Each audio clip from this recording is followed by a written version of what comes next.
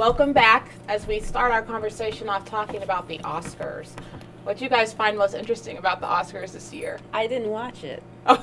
I didn't watch it. Did you watch it? I kind of. I had it on, but then I wasn't really sitting down like eating popcorn watching it. You know what I mean? I had it on doing other stuff, so I caught some glimpses of it. Didn't watch the whole I thing. probably see like one movie out of all the movies that are nominated for anything. Yeah. So which I one saw was The it? Help. The Help. Yeah. That was it. What did you think about it? Well, it was a great movie. But Viola Davis didn't win. No, she did not. But Meryl Streep did win. She's fantastic. She's fantastic. And Octavia Spencer won. Octavia Spencer did who win. was in The Help. For being a maid. Yeah. Yeah, she won for, I know. Yeah. But, welcome to 2012. That's, I think, a conversation fire. probably for another show, because I think I would like to talk about that. The whole because The Help had a lot of controversy around it from the Black community. And I think, at some point, maybe not today, because that could take a whole show.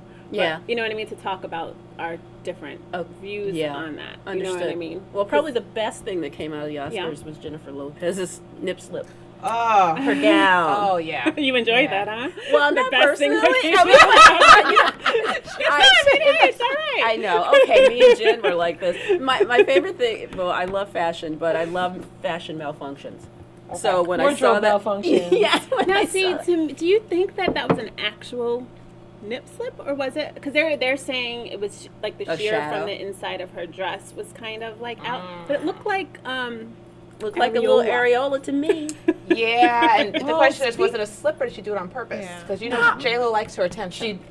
But she is classy, though, you have to say. She does like attention, but has she ever? You don't think so? She's liked her revealing dresses. I don't know if I call her she's classy liked all her the revealing time. dresses. I don't think she would purposely flash. She hasn't been in the news that much. Don't. Why not? That's what I'm saying. That's exactly right. Yeah, you're giving her a lot of credit. Right, I still like you, J-Lo, because you're Jenny from the block and everything. But you're still Jenny from the block, right? But if you think about it, isn't it like really? But we really are obsessed with the breasts. We are. We're obsessed with the breasts. It's probably a man who first saw it. And speaking of the breast, obsession with the breast. I know. Only in the American that has traveled the world. We missed you, first of all, because you haven't been with us in a while. I know, we really did miss you. I really missed everyone here because I was doing a show here at the Majestic, and it kind of consumed my life. And we missed you. I missed but you. But then she came less back. of you. I know. There's less of you now. Yeah, well, during the show, my son decided that he would stop nursing. And for some reason, you know how they tell you that when you breastfeed, you're going to lose all this weight? For some reason, when I breastfed my kids, I gained all this weight. And not because I was eating too much, just my body. And so in the past 2 months, yes, I have lost 25 pounds. Wow. Yeah. That's a lot for 2 months. Yeah. That's a lot for not breastfeeding. I know. You gotta stop nursing. I gotta stop nursing.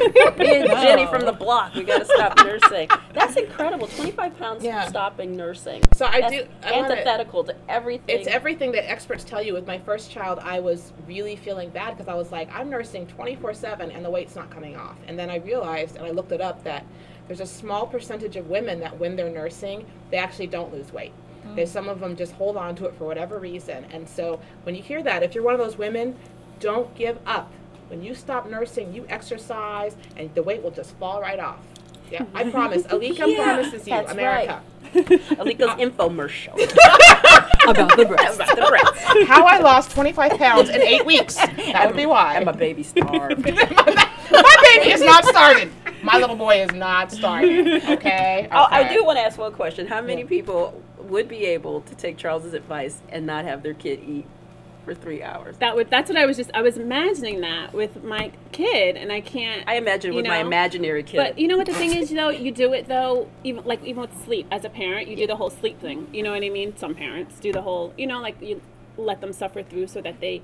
And I think in life there are some things you have to suffer through, but I don't know. Okay, with the I'm whole just hunger curious. thing. I don't know. I thought he was fabulous with that. Well, it depends on, and he also works with he works with a lot of parents who are like the parents on those shows like The Nanny who can't, and that's different. I think we're really good mothers here. We are really good. Okay. And Gina's good to her cats. And so I think we have a different perception. He works with parents that have no control over their kids. And it's a control issue. It is a control issue. Yeah, the condition withstanding because, you know, if I know that my children have gone through different growth spurts and they literally are hungry. Right. And we do those self-checks. Listen, I'm asking you, are you just like, because it's here?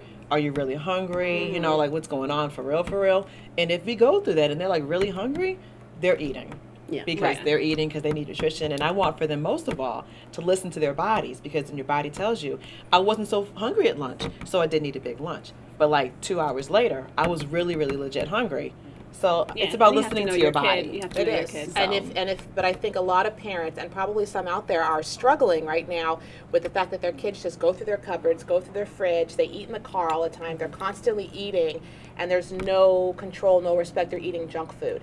And I think if you're one of those parents, Charlie's advice is a great way to start, to set up boundaries. Even if you, instead of every 3 hours, you give them a chance to eat every 2 hours, so that there's a communication going on between, you know, the two of you. What they're eating too. And it's they're what eating they're eating. empty calories. Yes. You're going to be hungry all the time. You're going to be hungry. Yeah. I mean, even with the breastfeeding thing, I know people like, oh, you know, well, you got to breastfeed your child on a schedule. Well, no. I really didn't. I didn't. Because if my child was hungry, and it wasn't just like a wah, wah, wah. Right. They're eating because I have to respect their bodies since they weren't talking to me.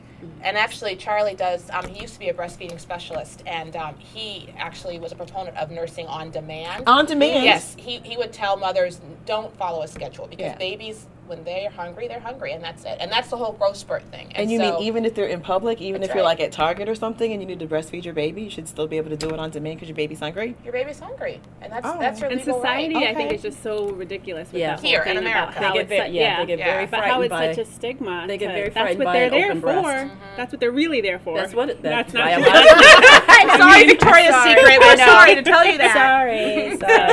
They have a biological But how did you feel function. about breastfeeding in public? Did you do it? You know what? I went to Africa before I had kids, and when I was in Zimbabwe, women would just nurse on the bus, nobody cared. Nobody cared. There'd be like 3-year-olds, nobody cared. So I think that helped me coming here, that it's like you can be discreet, and you don't have to be flashing everything, but it shouldn't be an issue of shame, in my opinion, because if a child's hungry, you know, and if you don't like it, turn your head. Yeah. You know, I think it was. I do think that it was at a Target store, and the woman was breastfeeding her child discreetly, you know, covered and not flashy, and she was told that she couldn't breastfeed in public, that it was like Target policy, and there was like this huge backlash. There was this huge backlash about that, and it was like, you know, the whole perspective on, do we really believe about children's nutrition and that the breast is the best? And if that's the case, you know, as long as you're not like out there flashing, you know, and you're doing what you need to do, is it really that big of a deal? Breastfeeding in public runs against everything that is morally taught in America. I mean, that sounds very, you know, like discretion. We have this society that is so open sexually, but we're built on this puritanical kind of modesty.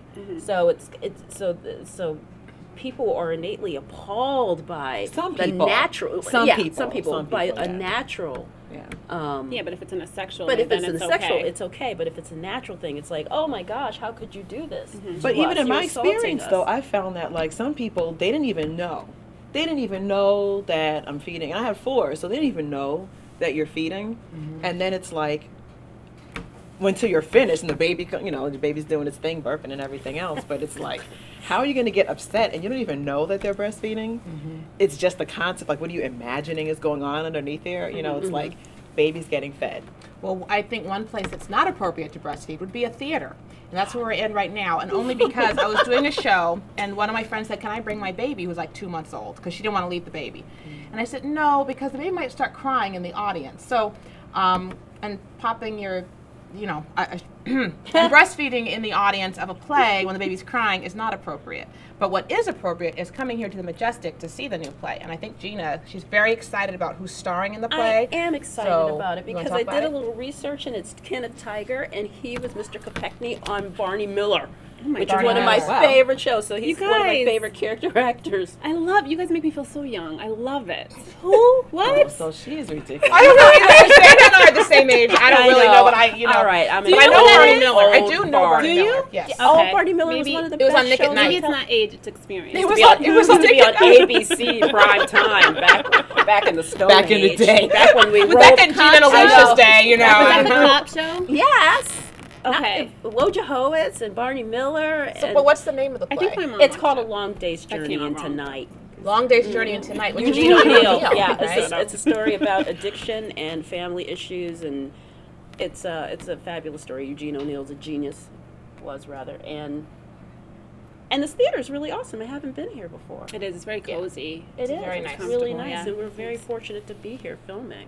Yeah, we want to thank Danny Eaton for allowing us to film here. The Majestic Theater's website will have information on tickets for Long Day's Journey into Night. I know, because Mr. Tiger is so popular, that some of the shows have sold out, but I think it's running through March, the end of March. I can't remember right now. But if you go to the website, you can find out how long it's running for. It runs for a while, and it's Wednesday through Sunday, so there's a lot of opportunities to see him live on stage. He's from Chelsea, Mass. He's a local boy, and went to Harvard. Really? He went to Harvard. BA and PhD in Harvard. PhD from Harvard, and on Barney Miller. Well, that's enough reason to come to the show. That's like life in a bubble. That's awesome. And Dana, is there a new issue of the magazine? There's a bridal issue coming There is. up, right? We have our Everything Bridal issue that's coming out on the 1st, which is tomorrow. Right? Yeah, tomorrow. Yeah. Happy Holy birthday. cow. And our own Millie Montalvo is on the cover. It looks beautiful. And she looks amazing. Wow. Yeah, I didn't know that. Yeah, she did a Beautiful. bridal cover shoot, and it's amazing. She Probably didn't wore want to just give the really dress good. back, right? Yeah, no, she didn't. We had to talk her into giving the Our dress own back. Millie needs to wear a dress in real life soon, right? We could do an We episode hope at her so. wedding. We hope so. Yes. Yes. That would be great. Perfect. Javier, if you're watching, Yeah. hint, hint. That was a Hi. hint. So, So yeah, it's our Everything Bridal issue. We're also going to be talking about eating disorders in that issue. So it's coming out tomorrow. By the time this airs this weekend, it'll be on newsstand. So definitely check that out. Thank you for joining us today on In My Opinion, and we'll see you very soon. Take care.